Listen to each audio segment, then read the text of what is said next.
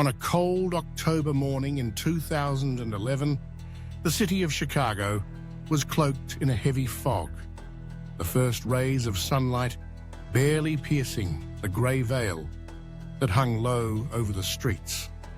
Along the edge of the Green Line, near an old forgotten station, a cleaning worker made his usual rounds, his breath visible in the crisp air. As he swept debris from the cracked concrete, something caught his eye.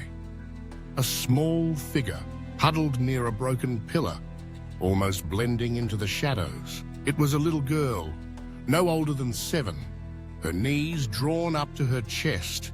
She wore a tattered floral dress, its hem muddied and torn, and on her feet, only a pair of soaked, threadbare socks. In her arms, she clutched a weathered doll, its stuffing peeking out from a split seam. Her eyes were hollow, staring at some distant point beyond the world around her. The worker approached, careful not to startle her, but she didn't move. It was as if she had grown used to being invisible to the world passing her by. When the police arrived, they tried gently to coax her into speaking, but she remained silent, holding her doll tighter, her tiny hands white with cold. With no identification, no recent missing child reports matching her description, and no clues to her origin, she was taken to a temporary shelter as investigators began their work. The days that followed were filled with unanswered questions. Social workers, psychologists, and officers all tried to reach her, offering toys, warm meals, and kind words. But the girl, soon known only as the little one, kept her distance, speaking to no one. At night, staff would sometimes hear her whispering softly to her doll, as if confiding secrets only it could understand. The other children at the shelter tried to include her in their games, but she seemed to exist in a world apart, where trust was a foreign concept. One detail, however, stood out. Embroidered in faded blue thread along the hem of her dress was a name, Sophie. It was almost invisible, as if it had been added long ago and nearly worn away by time. The staff began calling her by that name, hoping it might help her feel seen. Still, Sophie remained locked in her silence. She accepted food and baths, but rarely met anyone's gaze. Each night, she would curl up with her doll, the only comfort she seemed to allow herself. Her presence was a quiet ache in the shelter, a reminder of how easily a child could slip through the cracks. Meanwhile, the police combed through old records, searching for any trace of a missing girl named Sophie. They found nothing. No recent reports, no matches in the databases, no leads. It was as if she had appeared out of thin air. The local news picked up the story for a few days, but as time passed and no new information emerged, attention faded. But for one social worker, Sophie's case became an obsession. David Turner was a man who had seen his share of heartbreak in his years on the job, but something about Sophie pierced his armor. He began visiting her every day, even when he wasn't scheduled to work. He brought picture books, puzzles, and art supplies, but more than anything, he offered his quiet presence. He never pressed her to speak, never demanded answers. He simply sat with her, letting her know she wasn't alone. It was nearly a month after Sophie's arrival that she finally broke her silence. One grey November afternoon, as David read aloud from a book about animals, Sophie looked up with haunted eyes and whispered 2 words: "Mummy fell." Her voice was hoarse, barely audible, but the meaning was clear. David's heart pounded. He didn't push her for more, just wrote the words down carefully, knowing that trust, once broken, could take a lifetime to rebuild. This small breakthrough opened a new path for investigators. Perhaps Sophie had witnessed something traumatic, an accident, or worse. Police returned to the abandoned station, searching for any sign of a struggle or a body, but found nothing but dust, graffiti, and the scurrying of rats. The mystery deepened. As the days passed, Sophie began to reveal more, though always in fragments. In her sleep, she would murmur names: Bridgeport, Annie, Greenhouse. Staff wrote everything down, cross-referencing with the records, but nothing led to a clear answer. It was as if she was speaking in a code only she understood, the pieces of her past scattered and jumbled by fear.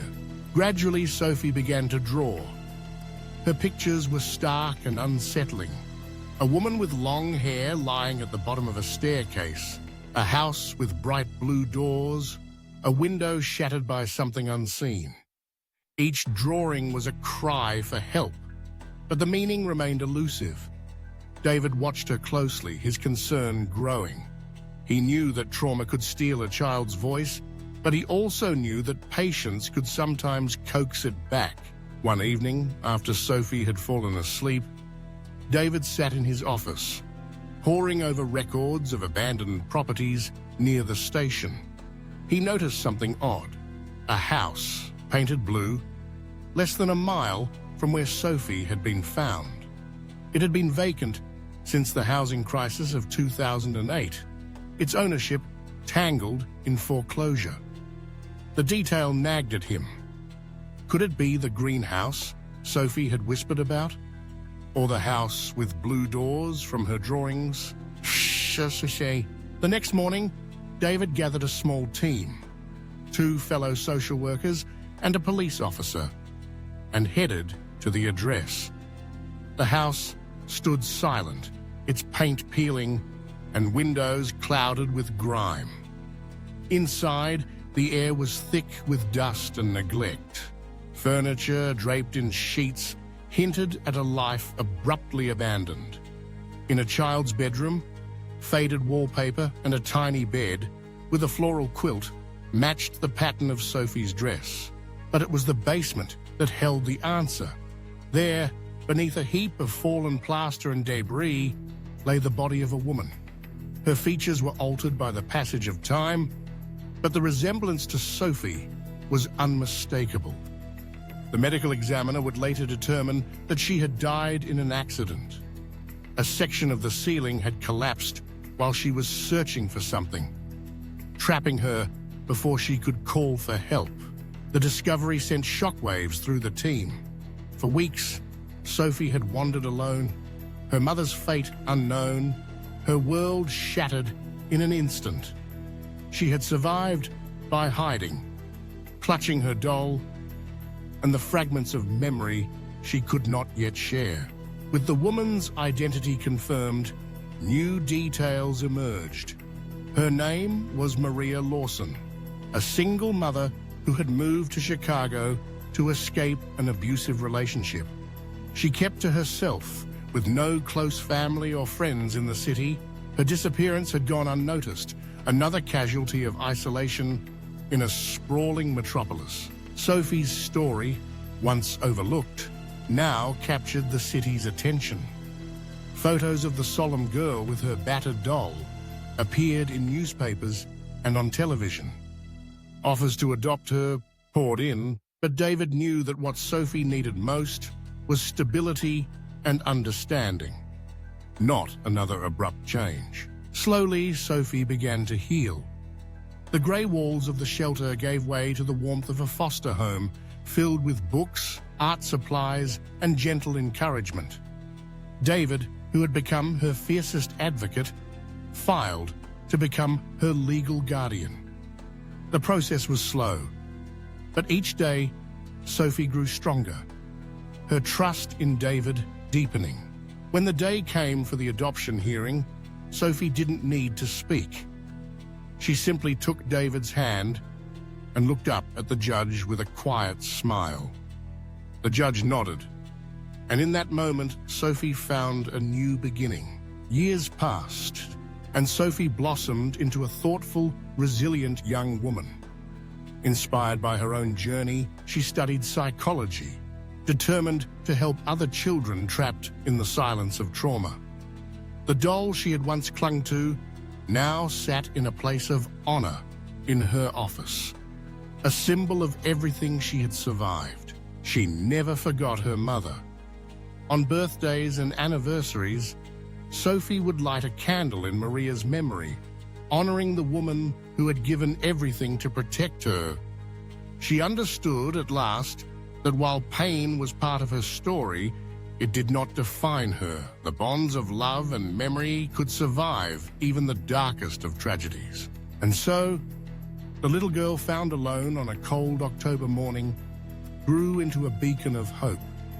Her life, a testament to the power of patience, compassion, and the enduring strength of the human spirit.